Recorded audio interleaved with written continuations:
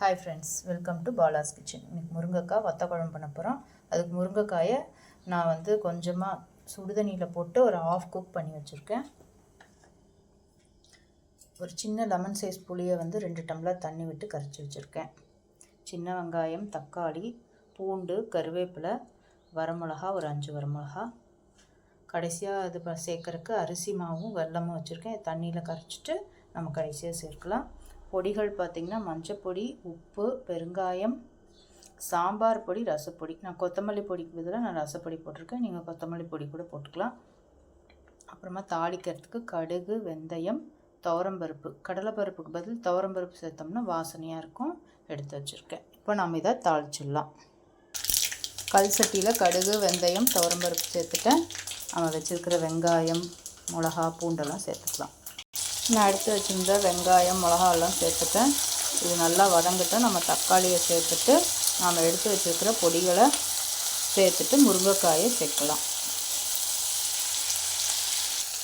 நம்ம போட்டிருந்த வெங்காயம், தக்காளி வதங்கிடுச்சு. இப்போ நம்ம ஆஃப் குக் பண்ணியிருக்கிற இந்த முருங்கைக்காயை சேர்த்து வதக்கலாம். முருங்கைக்காயை சேர்த்து ஒரு வதக்கிட்டு வச்சுருக்கிற பொடிகளை சேர்த்துட்டு ஒரு அரை டம்ளர் தண்ணி சேர்த்து மூடி வைக்கலாம். பொடிகளை சேர்த்து தண்ணி விட்டுருக்கேன். இது ஒரு 5 நிமிஷம் வேகட்டும். முருங்கைக்காய் வேகட்டும். நாம் புளியை சேர்த்துலாம். புளி ஆல்ரெடி வெந்நீரில் தான் ஊற வச்சுருக்கேன். அதனால் அது ரொம்ப நேரம் கொதிக்கணுங்கிறதுல அதனால் முருங்கைக்காய் வேகாது. அதனால் நான் தண்ணி விட்டு வேக வச்சுட்டு புளியை சேர்க்குறேன். பொடி சேர்த்து ஒரு 5 நிமிஷம் முருங்கைக்காய் வெந்துருச்சு. பொடியோட வாசனையும் போயிடுச்சு.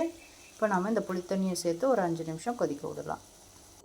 புளி நல்லா கொதித்தோடனே இந்த அரிசி மாவை நம்ம கரைச்சி விடலாம். கொஞ்சமாக நான் தண்ணி சேர்த்து வச்சுருக்கேன். கரைஞ்சோடனே நம்ம அந்த புளித்தண்ணி கொதித்தோடனே நம்ம அதில் சேர்க்கலாம். நம்ம ஊற்றினா புளித்தண்ணி நல்லா 5 நிமிஷம் கொதிச்சிடுச்சு. நம்ம அந்த கரைச்சி வச்சுருக்கிற அரிசி மாவு வெல்லத்தை சேர்த்துடலாம். அரிசி மாவு சேர்த்து ஒரு 2 நிமிஷம் ஆயிடுச்சு. இப்போ நம்ம அடுப்பை ஆஃப் பண்ணிடலாம். மேலே 1 ஸ்பூன் நல்லெண்ணெய் சேர்த்தோம்னா வாசனையாக இருக்கும். நம்மளோட முருங்கைக்காய் வத்த குழம்பு தயாராகிடுச்சு. ட்ரை பண்ணி பாருங்கள். Thank you friends. ஓம் சாய்ராம்.